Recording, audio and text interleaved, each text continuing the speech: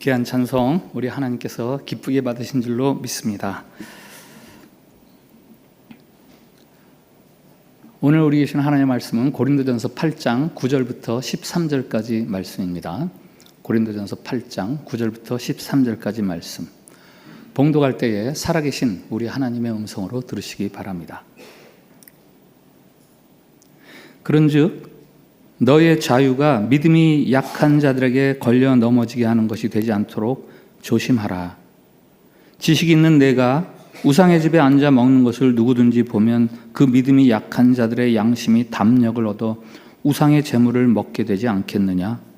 그러면 내 지식으로 그 믿음이 약한 자가 멸망하나니 그는 그리스도께서 위하여 죽으신 형제라.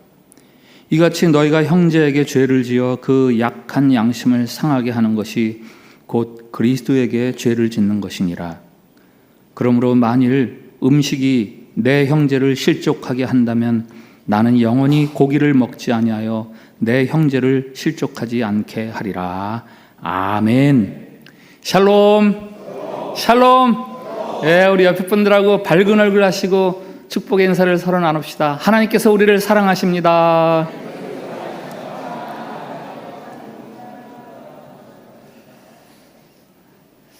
우리가 계속해서 보고 있는 고린도전서의 수신자 고린도, 이 고린도는 유대 땅 바깥 지역 헬라의 도시입니다.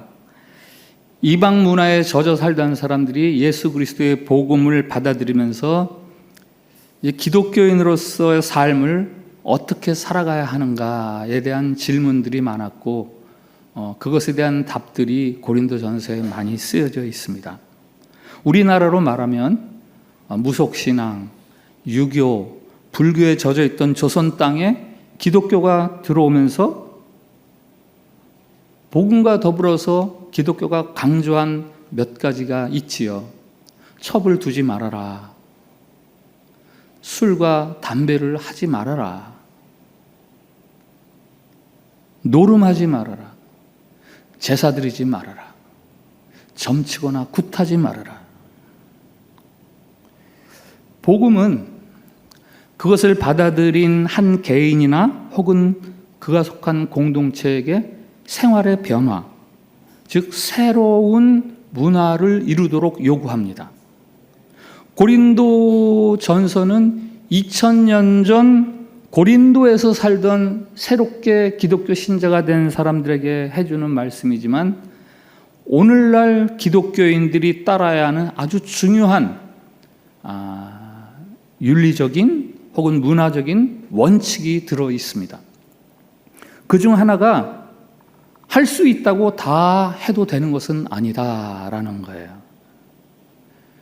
우리가 6장에서 이미 살펴보았지만 모든 것이 가하나 다 유익한 것이 아니라 6장 12절에서 말씀하셨죠.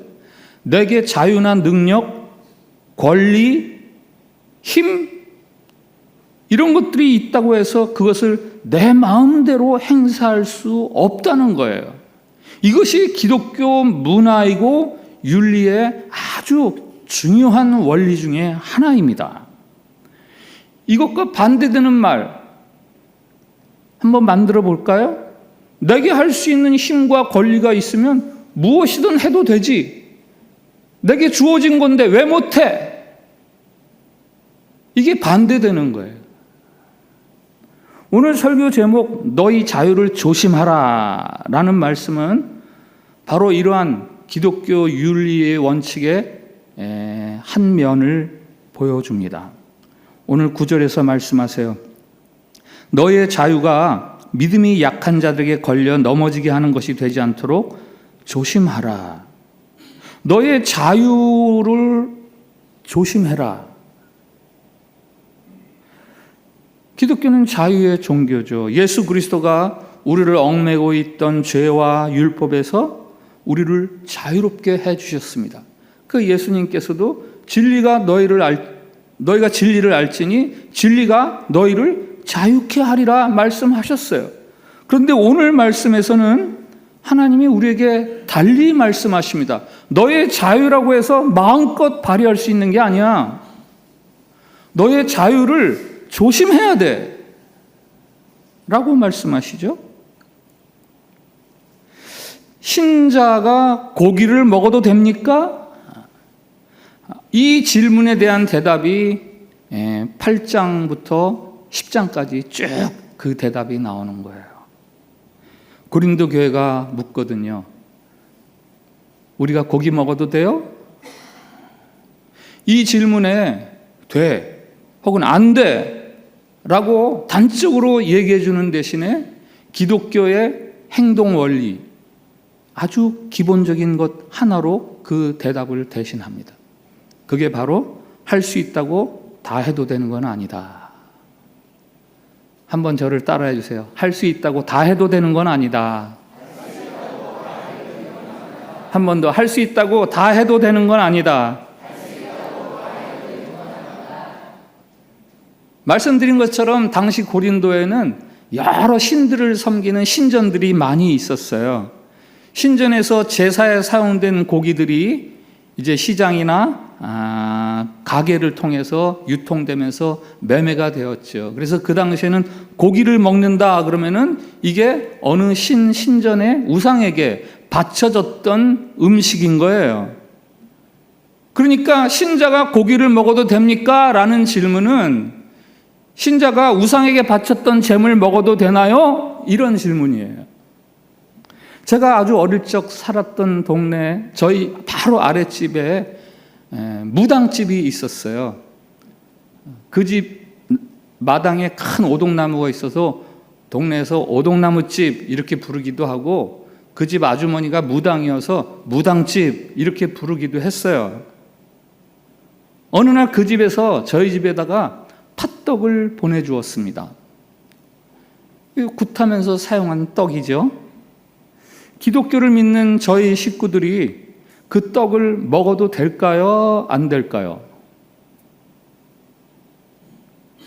만일 여러분에게 그 떡이 주어졌다면 여러분 자녀들에게 뭐라 그러시겠어요? 이거 먹지 마. 이거 굿할 때 사용한 거야. 라고 얘기하시겠어요? 아니면 야 그냥 먹어. 이거 음식이야. 이렇게 이야기하시겠어요? 고린도에서 신자가 고기를 먹어도 되느냐? 라는 질문은 바로 이런 질문이에요. 이에 대해서 고린도 교회 안에 두 가지 의견이 있었습니다. 하나는 당신의 그 미신적인 통념에 사로잡혀 있는 완전히 그 미신적 통념을 벗어나지 못한 신자들의 주장이죠. 그들은 음식이 우상에게 바쳐질 때 그 귀신이 음식 속에 들어간다고 믿었어요. 그래서 그 음식을 먹으면 음식 속에 귀신이 나한테 들어온다. 그러니까 이건 먹으면 안 된다.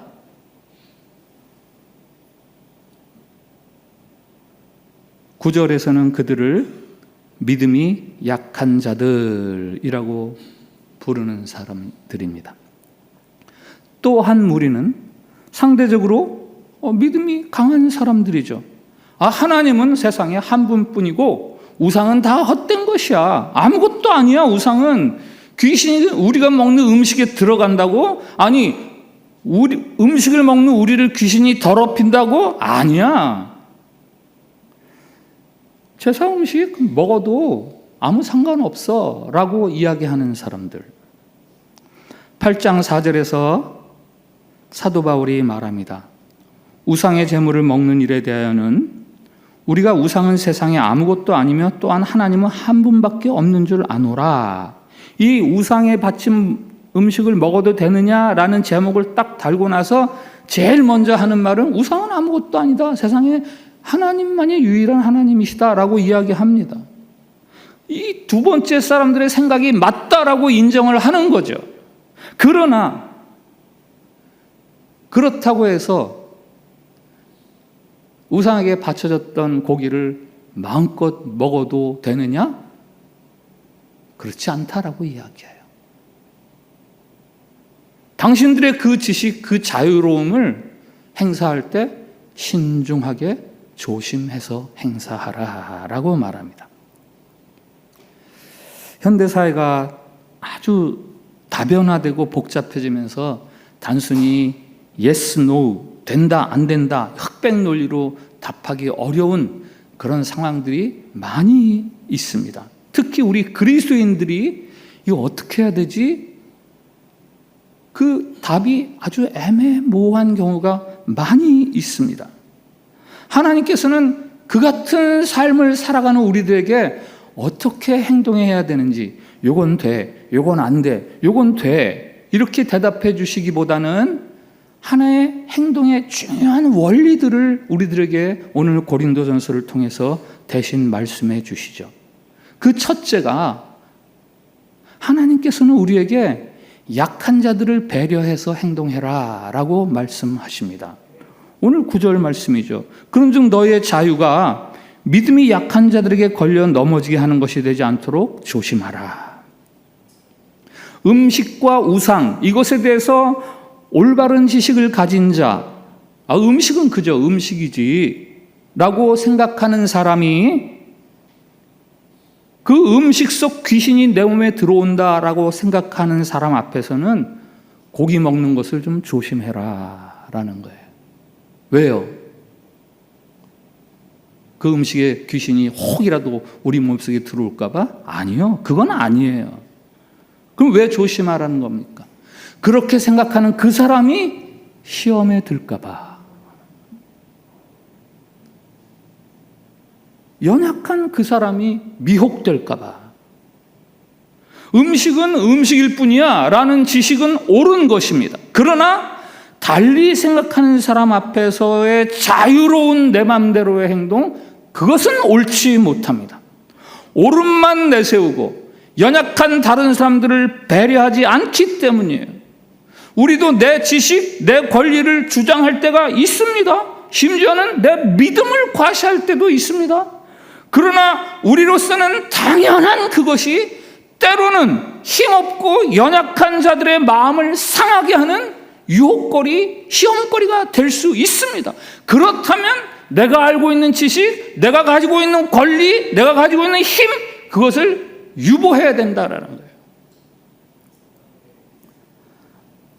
하나님은 약한 그들을 위해 예수님이 돌아가셨지 않느냐라고 상기시켜 주십니다.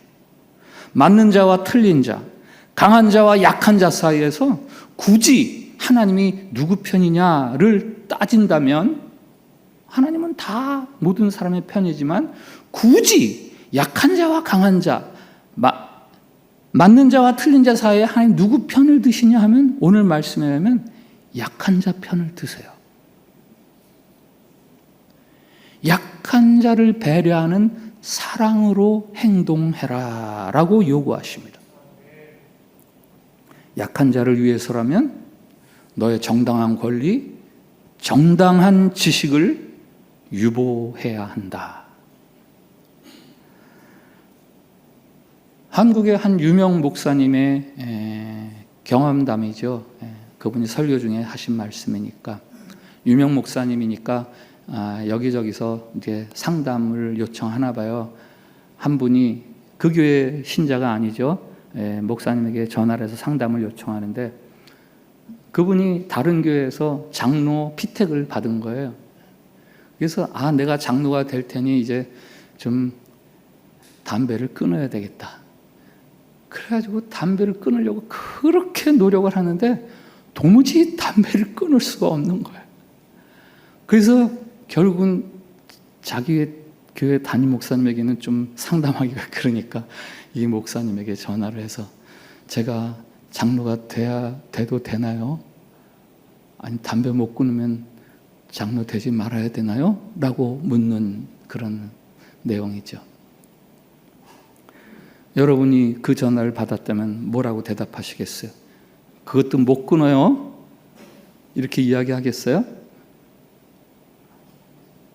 입을 그냥 풀로 붙여 이렇게 얘기하시겠어요?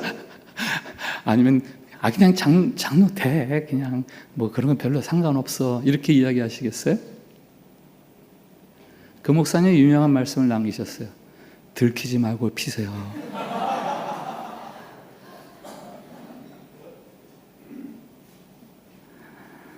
웃으셨지만 아주 고차원의 대답이죠.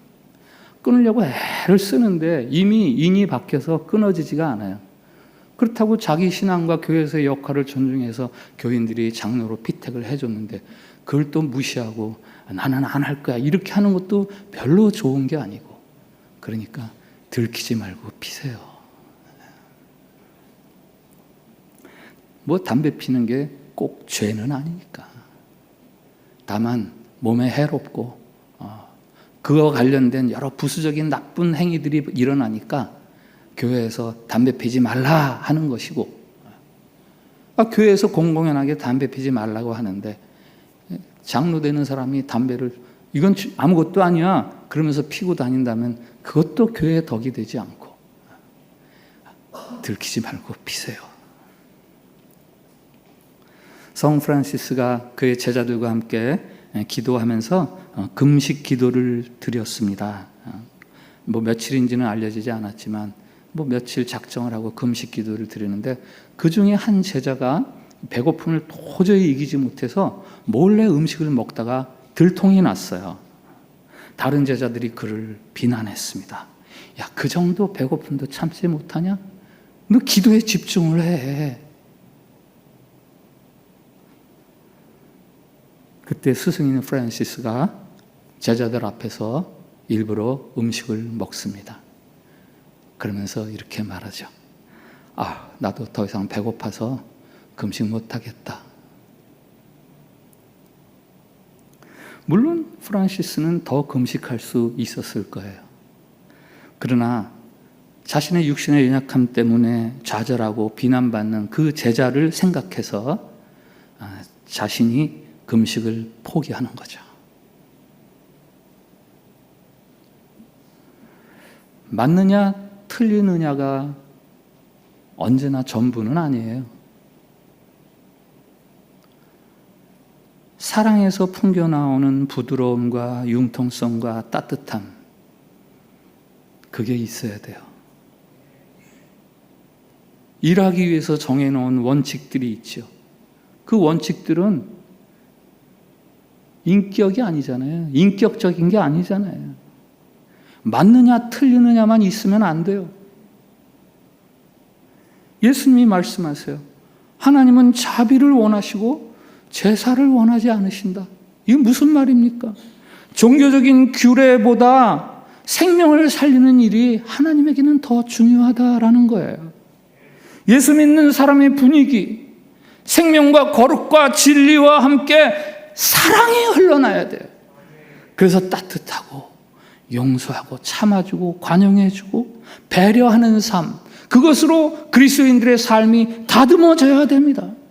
옳다는 것을 근거로 해서 다른 사람을 함부로 해치고 훼손하고 억압하고 넘어지게 하는 것보다 연약한 자들의 입장에서 그들을 세워주고 보듬어주는 것이 훨씬 더 우선적이어야 합니다.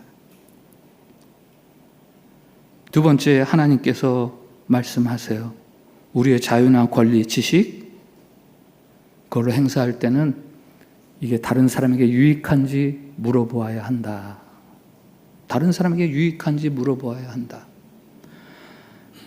저 뒤에 10장 23절에 가면 모든 것이 가하나 모든 것이 유익한 것은 아니요 모든 것이 가하나 모든 것이 덕을 세우는 것은 아니다. 이렇게 말합니다. 앞서 6장, 오늘이 8장이잖아요. 고린도전서가 6장부터 이 질문에 대한 답이, 윤리적인 원리들이 쭉 나오거든요. 6장에서 이미 모든 것이 내게 가하나 다 유익한 것이 아니다 라고 12절에서 말씀했는데 저 10장 23절에서 다시 한 번 더 반복해요. 오늘 우상에게 바친 물건을, 음식을 먹느냐 하는 이 질문이 8장부터 10장까지 쭉 이어지는 거예요. 10장 33절에 이렇게 말합니다. 나와 같이 모든 일에 모든 사람을 기쁘게 하여 자신의 유익을 구하지 아니하고 많은 사람의 유익을 구하여 그들로 구원을 받게 하라. 이게 음식 논쟁 8, 9, 10장의 마지막 결론이에요. 자신의 유익을 구하지 말고 다른 사람의 유익을 구해서 그가 구원에 이르도록 하는 것이 좋겠다. 우리 이렇게 할 수도 있고 저렇게 할 수도 있습니다. 그러나 모든 것이 다 유익한 건 아니잖아요. 내 행동이 다른 사람의 구원에 유익이 되는가? 그거를 물으면서 행동하라 이겁니다. 할 수 있냐 없냐? 이거를 넘어서서 해서 좋으냐 나쁘냐? 이거를 생각하라는 거예요. 특히 누구에게? 내가 아니라 다른 사람에게. 다른 사람에게 이게 유익한가? 그것을 생각해서 행동해라. 베스데이의 새 황국문이라는 책에는 우리가 말을 할 때 이 말이 이 골든 게이트, 세 개의 황금문을 통과한 후에 말을 해야 된다라고 말합니다. 첫 번째 황금문, 그것이 사실인가? 맞는 말인가? 그거를 따져야 돼요.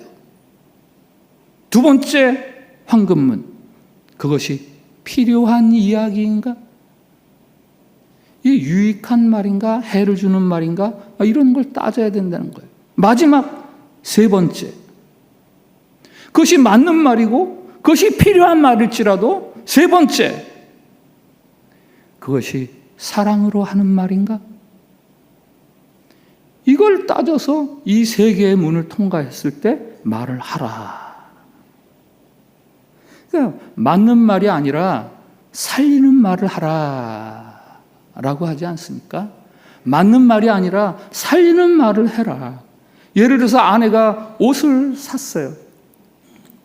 퇴근하는 남편의 앞에서 옷을 입고, 어때? 나 오늘 옷 하나 샀어. 남편이 볼 때는 별로예요. 그때 남편이 뭐라고 대답해야 돼요? 그거 별론데? 얼마 주고 샀어? 얼마 주고 샀는데? 바가지 썼네. 그거 내가 엊그제 보니까 어딘 디스카운트 하던데. 이렇게 이야기하면요, 이건 빵점짜리 남편이에요. 이거는 옳다는 편인가? 이건 빵점이에요. 맞는 말일 수는 있어요. 자기가 볼 때는 안 어울릴 수도 있죠. 또 비싸게 샀을 수도 있죠. 그러나 아내를 생각한다면 잘 샀네, 예쁘네, 제법 어울려.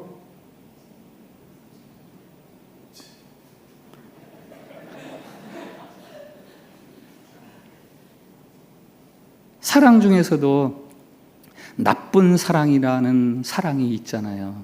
나쁜 사랑. 어떤 사랑입니까? 상대방을 무시하고 내가 사랑하는 거예요. 무진장 상대방을 사랑하죠. 근데 문제가 있어요. 자기의 사랑만 생각하고 상대방의 입장은 생각을 안 해요. 그게 일명 스토커들이잖아요. 스토커는 상대방을 그토록 좋아하면서도 상대방에 대해서는 일절 생각하지 않습니다. 그냥 내 감정, 내 생각에 사로잡혀 있어요. 내 호감과 애정을 표현하는데 뭐가 잘못이야? 그거는 뭐 잘못이라 할 수 없는데, 그러기 위해서 다른 사람을 배려하지 않는다는 거, 그건 잘못이다는 거예요.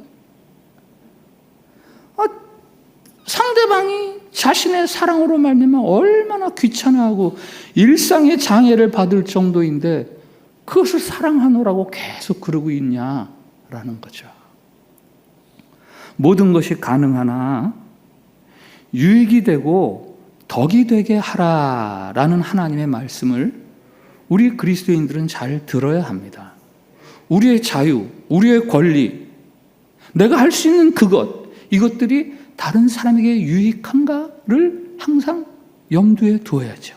사도 바울이 13절에서 말합니다. 만일 음식이 내 형제를 실족하게 한다면 나는 영원히 고기를 먹지 아니하여 내 형제를 실족하지 않게 하리라. 어떤 연약한 형제가 저 음식 제사에 바쳐진 음식이야 그러고 있는데 사도 바울이 딱 음식을 먹는 거예요. 바울 선생도 먹네? 나도 먹어도 되겠지? 그러면서 먹지만 자기 마음속에서는 이게 해결이 안 됐으니까 그가 걸림돌이 되고 시험이 된다라는 거예요. 만약에 그런다면 난 고기 죽도록 평생토록 안 먹을 수 있어. 내 자유, 내 권리, 내 입맛, 그것보다 더 중요한 게 있어요. 다른 사람의 유익.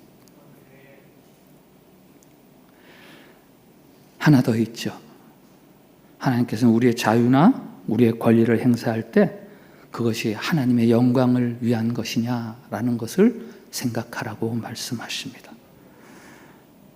저 뒤에 10장에 31절에 보면 그런즉 너희가 먹든지 마시든지 무엇을 하든지 다 하나님의 영광을 위하여 하라. 이게 저 8장부터 10장까지 쭉 길게 이어지는 음식 논쟁의 핵심 결어의 결어. 하나님의 영광을 위해서라면 너의 자유를 포기할 수 있어야지. 그러면서 9장에서는 8장과 10장 사이의 9장에서는 사도 바울이 하나님의 영광을 위해서 자신의 자유를 포기한 한 예를 듭니다. 자기 자신의 예예요. 내가 너희들과 같이 있을 때 내가 너희들부터 재정적인 후원을 마땅히 받을 수 있는 그런 위치였지만 내가 재정적인 지원을 받지 않았다. 그 까닭을 이렇게 말하죠. 9장 12절. 이 권리를 쓰지 아니하고 범사에 참는 것은 그리스도의 복음에 아무 장애가 없게 하려 함이로다. 혹이라도 내가 교회에 재정적인 부담을 지우면 누군가가 보고 예수 믿다가도 안 믿거나 혹은 믿으려고 하다가 안 믿는 그런 일이 혹이라도 발생할까 봐 나는 내가 마땅히 재정 후원을 받을 수 있지만 안 받았다라고 이야기합니다. 내 권리를 쓰지 않았다. 하나님의 영광을 위해서, 복음 전파를 위해서라면 신자는 마땅히 자기의 권리, 자기의 자유를 포기할 수 있어야 합니다. 서울 합정동에는 양화진 외국인 묘지라고 있어요. 거기에는 한국에서 살다가 죽은 외국인들이 장례를 치르는 곳인데 일반 외국인들도 있지만 선교사들이 많아서 선교사 묘지 이렇게 그냥 흔히 부르기도 합니다. 제가 이곳 인도네시아로 파송되기 전에 파송이 이제 오기가 결정이 되고 오기 전에 아내와 함께 선교사 묘지니까 한번 우리 가서 한국에 선교사로 왔던 분들을 한번 만나고 가자. 그래서 아내와 그곳을 방문을 했습니다. 학교에서 배웠던 유명한 한국의 선교사들의 묘지가 이곳저곳에 많이 있었어요. 그것들을 보고 그들을 묵상하고, 그러나 제 생각을 딱 사로잡은 묘지는 그런 유명 선교사들의 묘지가 아니었어요. 저쪽 한쪽 구퉁이에 어린아이들 묘소가 따로 있었어요. 어린아이들 묘지. 거기에는 태어난 지 일주일 만에 죽은 아이, 2달 만에 죽은 아이, 1년 만에 죽은 아이, 그냥 이름도 없이 출생일과 죽은 날만 있는 아이들도 있었어요. 이름도 없어요. 태어났지만 이름도 얻지 못한 채 죽은 선교사의 자녀들. 만일 그 아이들이 미국에서 혹은 독일에서 그 당시 조선 땅보다 훨씬 의료 수준이 좋았던 그런 고국에서 태어났다면 이 아이들이 과연 죽었을까? 그 부모들의 심정은 어땠을까? 오직 선교 하나를 위해서 미개한 땅 조선에 와서 자기 아이들을 하나님에게 먼저 보내야 하는 그 이름도 얻지 못한 채 죽어가는 자녀를 보는 그 부모들의 마음은 어떠했을까? 그 심정을 상상하니까 콧등이 찡하면서 눈물이 나더라고요. 그날 일기에 이렇게 적었습니다. 내가 지금 예수님을 믿는 것은 바로 이런 사람들의 자유와 권리 포기가 있었기 때문이구나.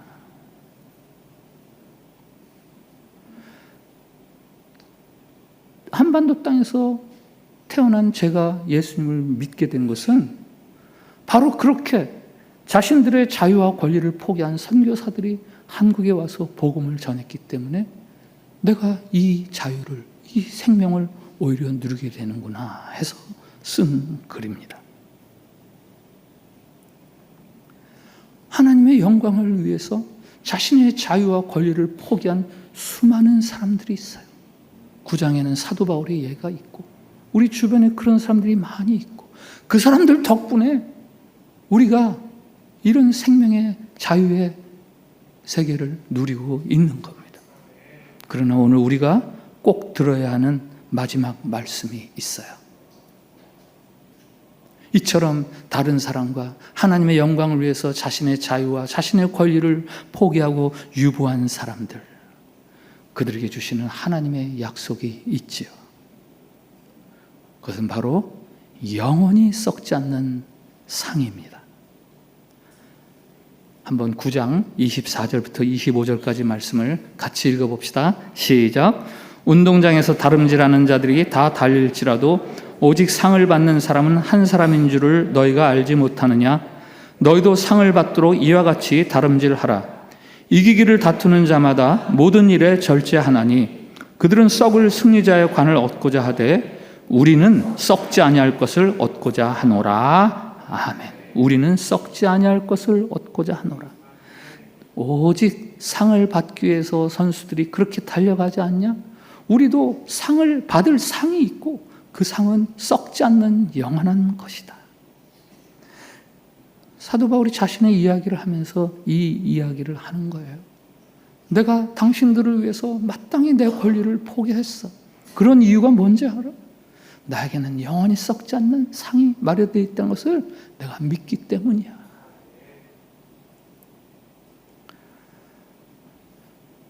김선태 목사님이라고 아마 들어보셨을 거예요. 한국에 여기도 실로암 병원이 있죠. 한국에도 실로암 병원이 있어서 시각장애인들 개안 수술을 해주는 그런 병원인데 김선태 목사님이 시각장애인이에요. 6.25가 터지면서 10살 때 시력을 잃어버려서 그때부터 마치 거린처럼 생활을 하면서 뭐 이 숫자가 이해가 안 가지만 이게 기록에 나와 있는 거니까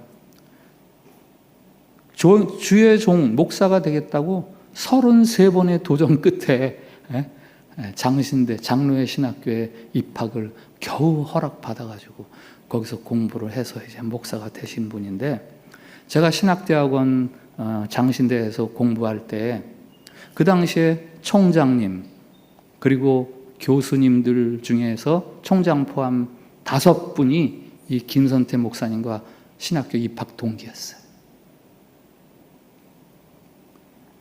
그 입학 동기 중에 한 교수님이 제가 공부하는 교실에서 역사 신학을 가르치면서 이렇게 저를 포함한 제자들에게 말씀하셨습니다.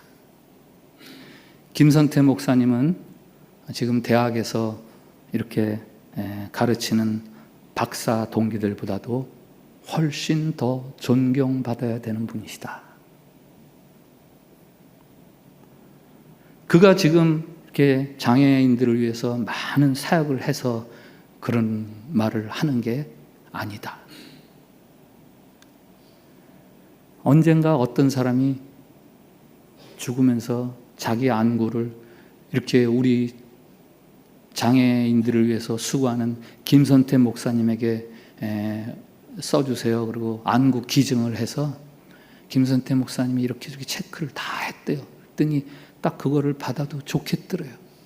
여기서 수술 날짜를 기다리는 중에 김선태 목사님이 갑자기 나 이 수술 안 받겠습니다. 아니 왜 안 받으세요?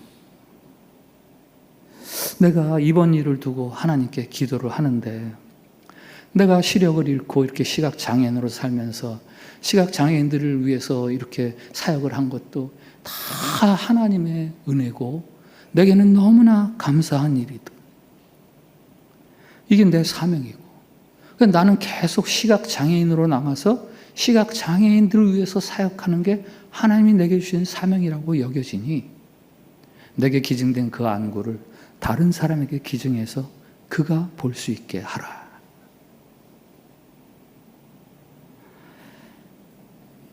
김선태 목사님이 대학 교수인 이 말씀하신 그 교수님은 나중에 외국의 신학교 총장까지 하셨어요. 그런 동기 목사에 의해서 칭송받는 이유는 그냥 단순히 그가 장애인 사역에 크게 이바지한 그런 분이어서가 아니라 자기가 눈뜰 수 있는 그런 기회를 이게 하나님의 사명이지 하는 마음에 다른 사람에게 양보한 그것 때문에 칭찬을 하는 거죠. 우리 로마서 14장 17절부터 19절 말씀을 한번 같이 읽읍시다. 이것 역시 먹는 것 가지고 먹는 것을 두고 하시는 말씀, 결론적인 말씀이에요. 다 같이 읽읍시다. 시작. 하나님의 나라는 먹는 것과 마시는 것이 아니요 오직 성령 안에 있는 의와 평강과 희락이라. 이로써 그리스도를 섬기는 자는 하나님을 기쁘시게 하며 사람에게도 칭찬을 받느니라. 그러므로 우리가 화평의 일과 서로 덕을 세우는 일을 힘쓰나니. 먹는 거 마시는 거 뭐가 중요하냐, 이런 게 중요한 게 아니라 성령 안에서 그리스도를 섬기고 그래서 하나님을 기쁘시게 하고 다른 사람들에게 덕을 세우는 그게 중요한 거지. 이걸 먹어도 되느냐 말아야 되느냐 그런 건 중요한 게 아니다. 여러분의 자유나 권리라고 마음껏 사용하려고 하지 마세요. 여러분이 참 그리스도인이다 라고 증명할 수 있는 그 증명서는 여러분이 행사한 여러분의 자유나 권리의 크기가 아니라 여러분이 포기한 여러분의 자유와 권리의 크기, 그것에 의해서 증명서가 써집니다. 올해 우리 교회표 그리스도 안에서 자라나기, 익어가기. 세 번째 실천 목표, 인격과 성품의 열매를 맺는 나. 어떻게 그리스도 안에서 우리가 우리의 인격과 성품의 열매를 맺을 수 있습니까? 내게 주어진, 그래서 내가 행사한 나의 자유나 나의 권리의 크기, 그것에 의해서 내 인격과 성품이 자라나는 것이 아니라 이건 마땅히 내가 할 수 있는 것이지만 그리스도를 위해서, 복음을 위해서, 다른 사람의 유익을 위해서 내가 포기한 나의 권리와 자유, 그 크기에 따라서 그리스도 안에서 내가 자라나고 그리스도 안에서 내가 익어가는 겁니다. 하나님, 예수 그리스도께서 자기를 비우심으로 우리가 그 안에서 영생을 누리게 해주시니 감사합니다. 우리도 그 예수 그리스도를 닮으며 살아가게 해 주시옵소서. 우리가 누리는 이 자유와 이 비밀스러움을 이웃과 하나님을 위해서 양보하고 유보할 수 있는 참 그리스도인으로 자라나게 해 주시옵소서. 사람들로부터 칭찬을 들을 뿐 아니라 하나님이 예비해 주신 영광의 면류관, 그것이 우리 모두의 것이 되게 해 주시옵소서. 예수님 이름으로 기도합니다. 아멘.